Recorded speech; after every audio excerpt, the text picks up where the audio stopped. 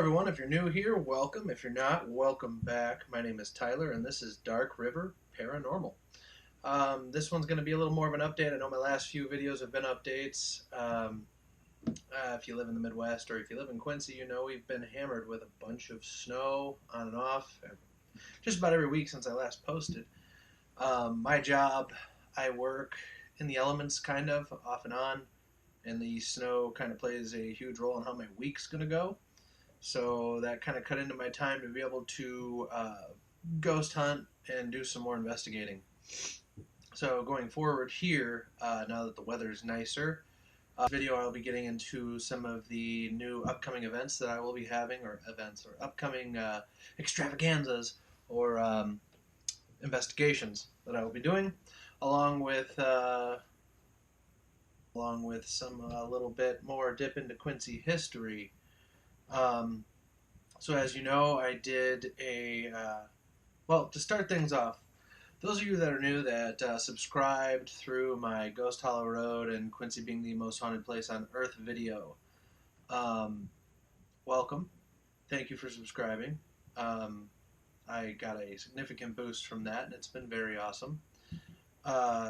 Please consider checking out some of my other paranormal investigations I have recorded.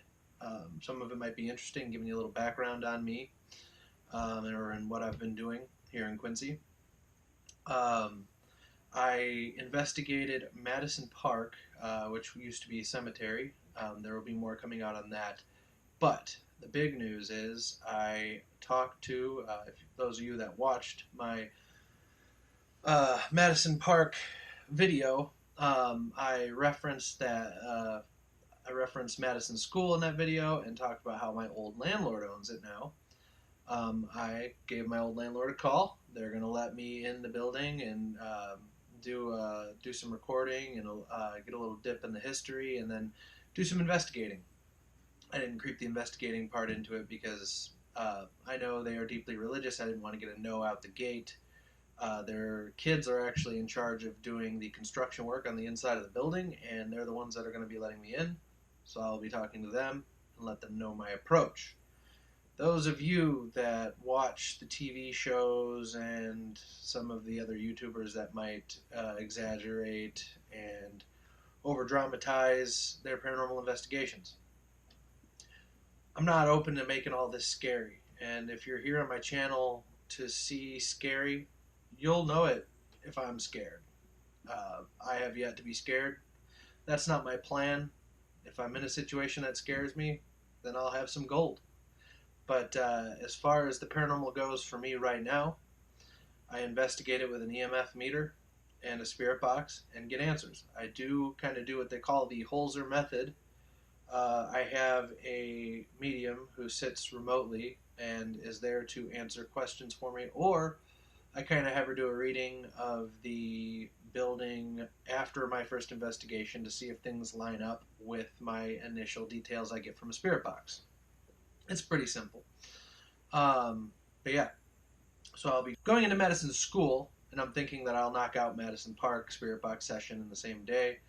That one being outside, you can see why I didn't record in the snow. So, in the meantime, I bought a few books. I got this one here. So we got True Ghost Stories, Haunted Heartland, written by Beth Scott and Michael Norman. In this book, they have a little bit of the stuff on Haunted Adams County. I'm going to read a little snippet here about Madison School. Those of you that watched my video about haunted Quincy, Illinois, most haunted place on Earth, or haunted area on Earth, I read this story, so if you did hear it already, I apologize, but I'm going to read it again. All right.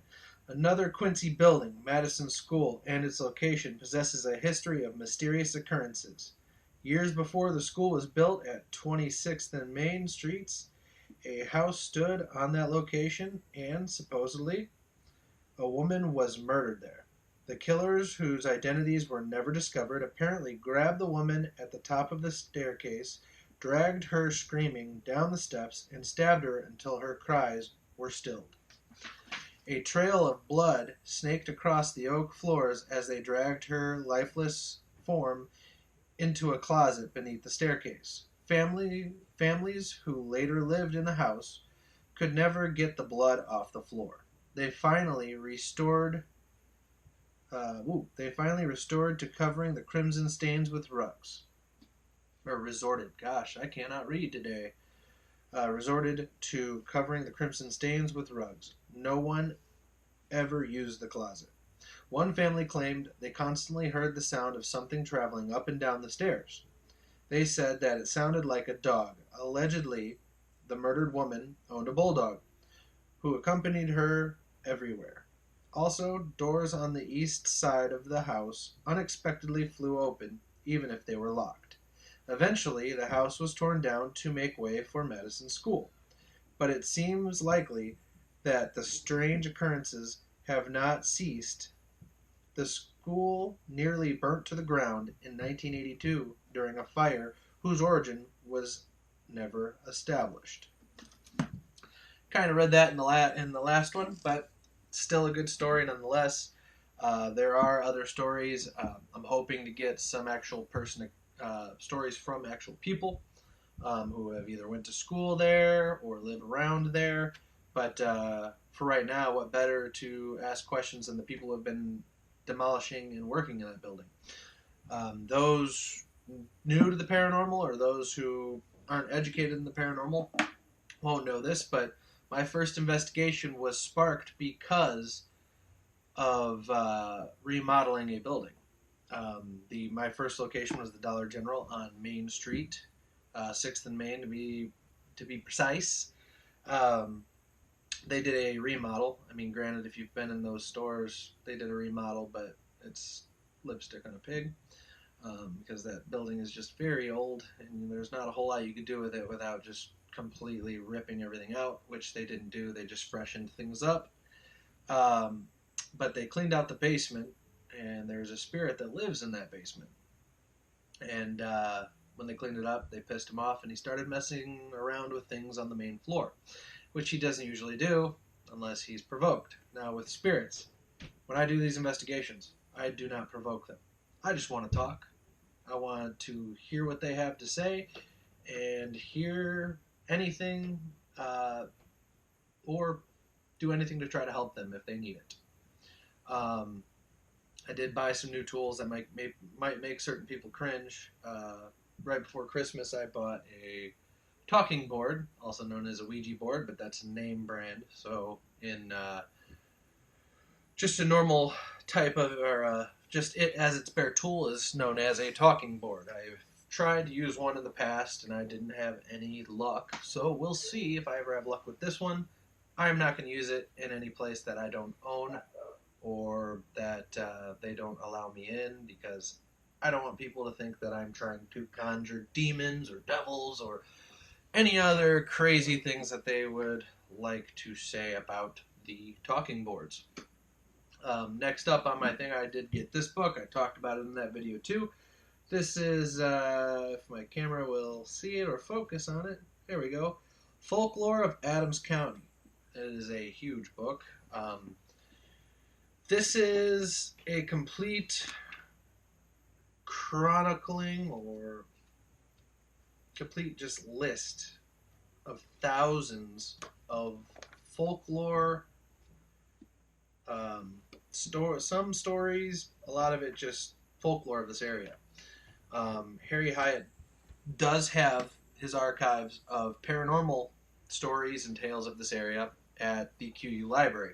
And I'm still going to go in there because stories of Madison School are in those archives. But in this book in particular, we literally have folklore from weather to there, we'll just go to the good old contents page here, table of contents. Weather, plants, flowers, vegetables, fruits, corn, dogs, cats, sheep, rodents, gestation, birthmarks, care of infants. But there are some things on here on the death and dying and stuff like that. Here, why not? Let's see if we can look up one of those here. The dying death warnings. Let's look up death warnings. 9,683. 9,600 and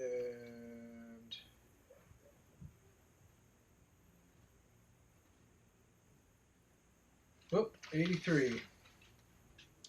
Just before my mother-in-law died, she looked up and said, "Sally, the angels are standing by my bed." And she died the next morning. Wow, these are just a list of death warnings. Let's have a few more here. My little girl was laying in bed one night and she said, "Oh, look, Mother, at the angel over my bed." She died before the week was over. Several days before my sister died, Mother saw an angel coming up the back steps.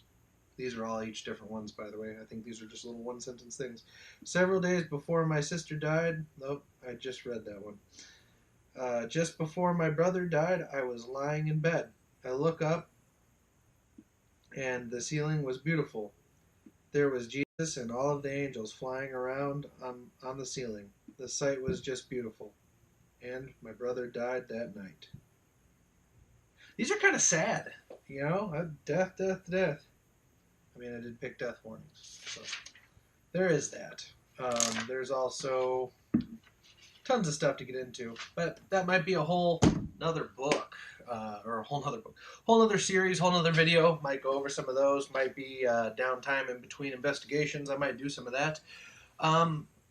Also, going forward, any of you who live in Quincy, even if you don't live in Quincy, if you have a paranormal story that you'd like to share, send it to me. I put my email on the end of the video. I'll also say it here.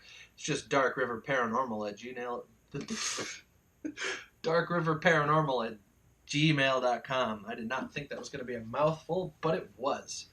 Yeah, shoot me an email with your story. Try to do your best with grammar and spell check so I can understand it. But if you don't, oh well, I'll try to read it to the best of my ability.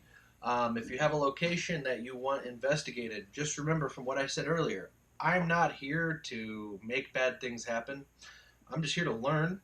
I have the tools to do it, and I'm ready to do it. So also email me if you are located in the Quincy area and you'd like me to investigate or look into stuff you got going on in your house, building, work, whatever. It'll make for a good video. If you don't want me to put your name in the story, just say you want to remain anonymous. Another mouthful today. Yeah, just say you want to remain anonymous at the end of the email, and I'll try to do so. Well, actually, I will do so. I will not release anybody's information. Probably edit that part out, too. All right. So now, also going forward, another location I have that might be interesting, might not be, I have the Adams County Poorhouse, also known as an almhouse. It's got some darkness to it, and there's a crazy dark story I will dip into. I'll just give a little cliff notes of it. Basically, there was a woman there who was clinically insane. This was going back in the mid 1800s, maybe early 1800s, maybe late. I'm not reading the story in front of me. But anyway, she gouged her eyes out and ate anything she could get her hands on. Metals, anything. It's really screwed up. Those of you that don't know, Adams County poorhouses or almhouses were, or also known as a poor farm, were farms that farmers would take on. It's very sad and very bad to say, but they would take on the mentally handicapped of the time. They would take on elderly people who develop Alzheimer's or dementia because they thought it was a mental illness as well, and they just deemed them unfit for society. And also, I think poor people who couldn't afford to live on their own and people who were homeless would be shipped out to these farms and work and live there. Kind of transitioned more into, how do you say, insane asylum or not an asylum, but mental hospital, but it wasn't really a hospital. But they kind of transitioned into being a place to house the mentally ill. that place, I think the foundation just exists, and it's located kind of near my wife's grandparents' house out in Columbus, Illinois.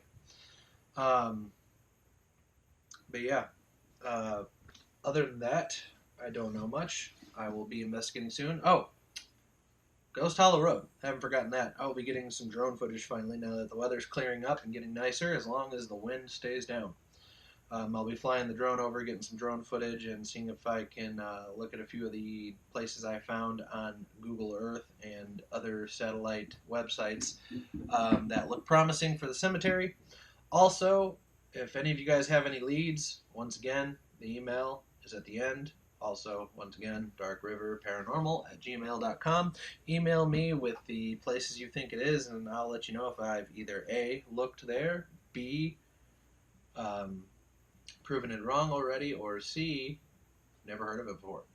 And I will use that information and I will give you credit if you do have the coordinates or the location to the cemetery. I'm not going to take all the credit for it. I'm not here.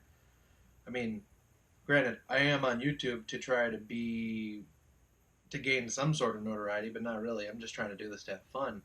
But I really don't care to be the first one to find the cemetery. I will give credit to whoever finds it for me or presents their information to me. Once again, I hope you all have a fantastic day, a fantastic week going forward. This is Tyler with Dark River Paranormal signing out.